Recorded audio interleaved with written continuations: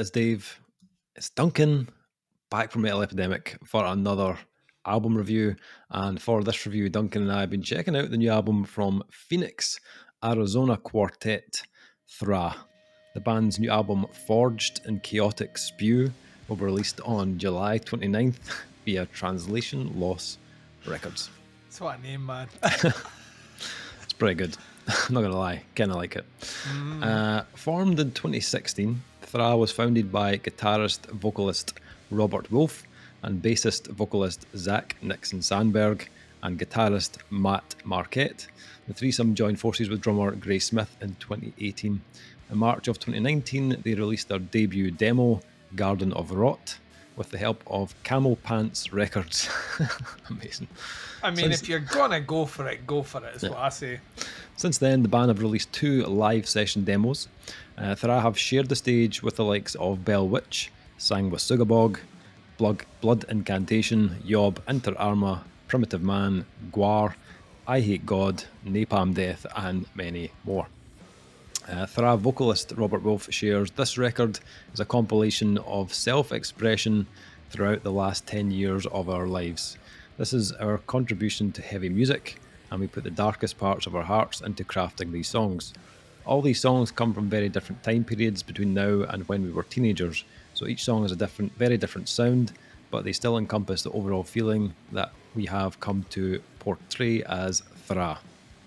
The band entered the studio in Phoenix, Arizona, to record the album with Josh Medina, which was then mastered by Brad Boatwright.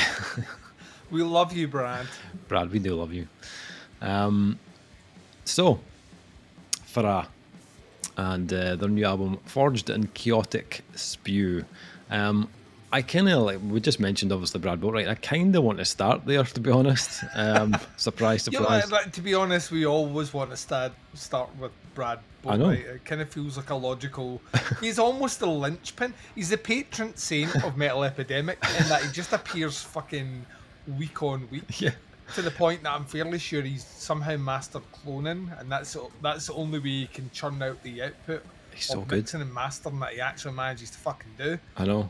It feels like any album we discuss that involves Brad Boatwright is like the first thing on the list that we need to discuss. Like production, here we go. Let's get it.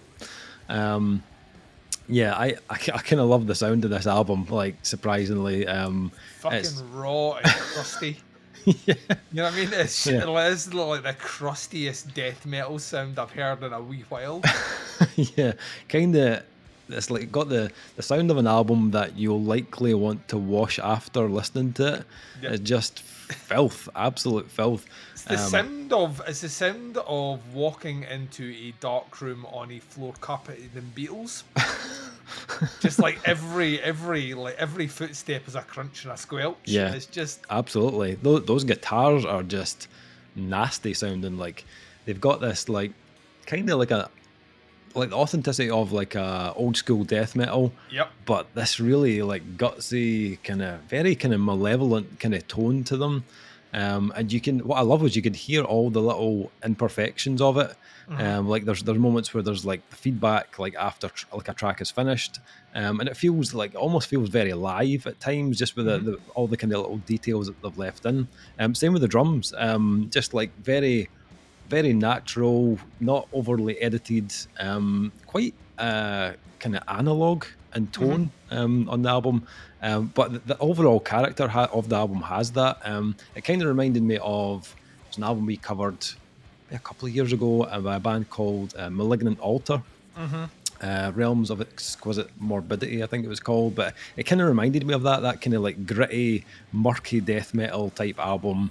It's like an album by a band whose logo you can't read. That type of album. You know what I mean? This one's only got 4 letters, so we're yeah, all right. Yeah, pretty good.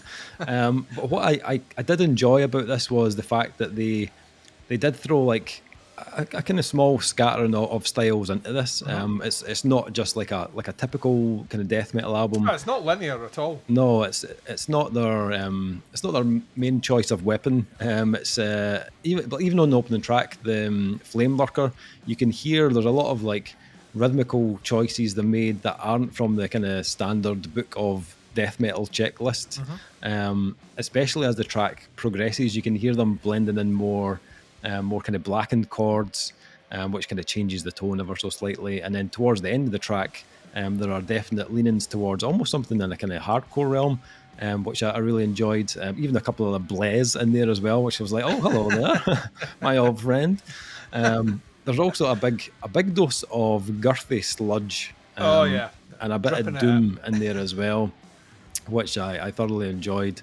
And they perfectly fuse that with the death metal and the blackened elements of the album, and it kind of makes it kind of even more kind of morbid and grim feeling. I thought track 7, Primordial Engorgement, I thought that was a great example of all of those styles coming together and giving you this like full kind of attack on the senses. Plenty of back and forth in the tempo, and giving you a track that kind of ticks all the satisfying boxes you'd want. I think like if there was anything that I had to kind of nitpick on this release, it's maybe there was one or two tracks I felt didn't feel kind of like fully fledged, I suppose, where like they have some good ideas and some killer riffs, but as a whole, there was a couple that felt just a little bit unfinished. It felt like it still had somewhere to go. Unsurprisingly, those were the kind of shorter tracks on the album. I think it's Fractured and then Drag, which Drag kind of faded out a little bit too early for me. I felt like it was just kind of getting going. However, the other tracks are all a bit longer, like 5, 6, 7 minutes long. And for me, that was where Thra really got to kind of show their kind of array of talent. And they are really impressive riff writers. Like the album is packed full of just big dissonant thundering death metal. Any fan of Morbid Angel will just be solid as a rock from the get-go on this album. The other part of the album that really works for me is the interludes, and I'm not usually like a huge fan of that. Those kind of like moments of, oh, here's a minute of noise or fucking static or feedback or whatever. However, the two tracks, Terror Vessel Part 1 and Part 2, I thought they were cool as fuck. I really liked those two tracks. I had this kind of like real kind of sci-fi horror kind of vibe about them both. Really, really fucking eerie and had this kind of like dread-filled kind of atmosphere to them. Only a couple of minutes each, but I thought they were very effective. And as a closing track, Part 2 leaves you with that kind of really uneasy kind of feeling. The middle, I think there's like a middle track as well, Vesuvian, which is more kind of like distorted noise. You could argue maybe that wasn't required. It kind of continues on into Primordial Engorgement anyway, so I feel like they could have just extended the intro to that track instead of having that other interlude, but that's just me. That aside, this is another kind of death metal band that are most definitely worth keeping an eye on to see what they do next, because bear in mind, this is their first album. This is the debut album. And I feel like they've come out of the gate at a really strong level. And for me, they are competing with other bands that are 2-3 albums in, and sounding as good as them. So I think when these guys hit that kind of album 2 or album 3, that part of their career, I think they're going to be like firing on all cylinders. My advice is get in on these guys right now, on the ground floor, because I think they're going to be ones to watch. What about yourself? What did you make of it? I enjoyed quite a bit of this, if I'm honest. I think you've already kind of summed up the kind of interesting mix of styles that they bring in. Once again, they're not revolutionizing anything here. Death metal has been, mixed with doom and sludge before. It's certainly been blackened before. Bands have mixed elements of that with a kind of a hardcore aesthetic as well, and delivered it. The thing that kind of floors me about it, once again, without reading press statements, to hear that this is a debut album is very surprising, because I feel like they are supremely confident in their compositional mix of those styles in, which generally comes later on. You get a bit more experimental later on in your career when it comes to, we're going to start melding all these elements in. Generally, when you do it early as a band, you tend to find that this song's the Blackened song, this song's the Sludgy song, instead of being able to cohesively integrate them all into to one track. I think for the most part this flows really well as well. There's one track that doesn't necessarily work for me overall, and that's the track Drag, which comes in right after Terror Vessel Part 1. Yeah. The reason it doesn't necessarily work for me is because of the long fade out on it.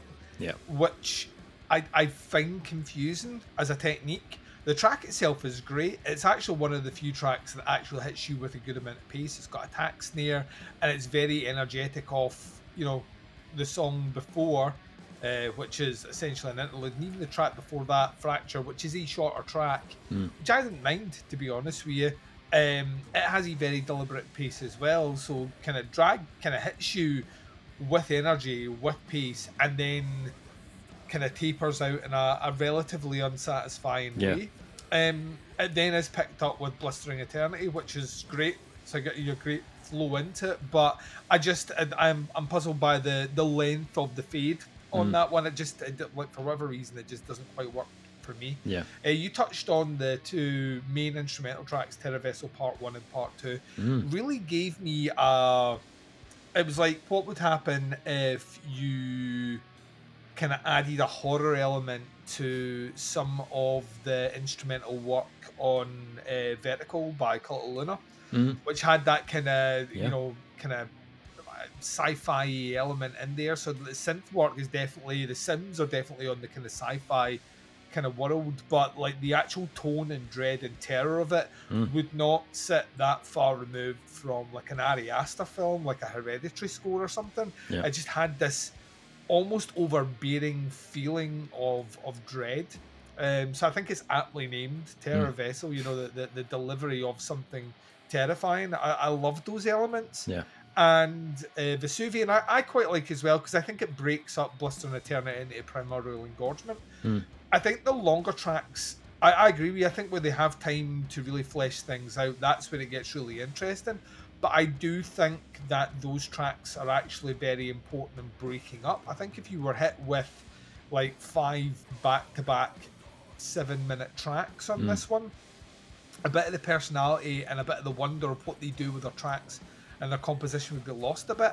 I think they stand out a bit more on the elements they're doing, because you have those moments of discordant noise or weird, like, off-putting synth sims. I think it's like, I think vocally this is fucking great. I love it. It is like proper 90s old school death metal. I love the production on this. I think it is so crunchy. It feels just nasty. And it just adds that extra element, which I think that the band needs. If you polish this up too much, I think you take away a lot of the personality that's on you. Very much like yourself, you can hear bits where like a note bleeds, or like a drum hit isn't perfect, and it just evokes that kind of late 90s sound. So I love that aspect about them as well. I think to just echo a lot of what you've said, I think they're doing really interesting work. They have a really good grasp of their sound already as a young band, and I think there's so much more still to come. I think you could lean more into any of those aspects and write an album which has a different feel, a different flavour, but it's inherently them. It does not surprise me at all from the list of bands that you mentioned that supported them, because they are all over the heavy spectrum, from kind of hardcore sludge right through to grindcore and death metal, and weirdly their sound actually sits quite comfortably in amongst all of them. So very much like yourself, I expect to be hearing great things about Thra in the coming years, and I'm very much looking forward to it. I think it's a great first album. That's actually a really good point. about the band and who they've played with before, because they could slot into so many different bills there. Like you look at that spectrum of bands. Yeah, there, from I Hate God to fucking Gwar and Sang Wasugabog, like it's like all over the place. But their sound would acclimate so well because there's at least one connection in their style to all those bands, which I kind of love. So yeah, awesome. Ratings for the new album from Thra. What's not to enjoy here, really? Like, if you're a fan of death metal, like, it's filthy, it's authentic, it's got some kind of variety in style as well. Okay, it's not perfect, but it's a debut, and it's only a matter of time before these guys come back and they're even stronger on the next one. I really enjoyed this. I can see myself coming back to it when I'm just in the mood for something absolutely nasty sounding. So I'm going to go 4 out of 5 on this one. What are you thinking for yourself? Coming in right beside you, yeah. Ooh. 4 out of 5. I Nice. think this is I think you summed up perfectly. Getting on the ground floor now with these guys, we're expecting great things in the future. Yep, for sure. So Thra and Forged and Chaotic Spew, which is a fucking awesome album title. Fucking great name, yeah. It's out on the 29th of July on Translation Loss Records. I'll put some links below to the band and the pre-order so you can check it out. Let us know what you think. Stick some comments in below once you've had a listen. Happy to hear your thoughts on it. And that is our review. Thanks for checking out. We'll be back with another review very soon, but until then, take care. Speak to you soon. Bye, everyone.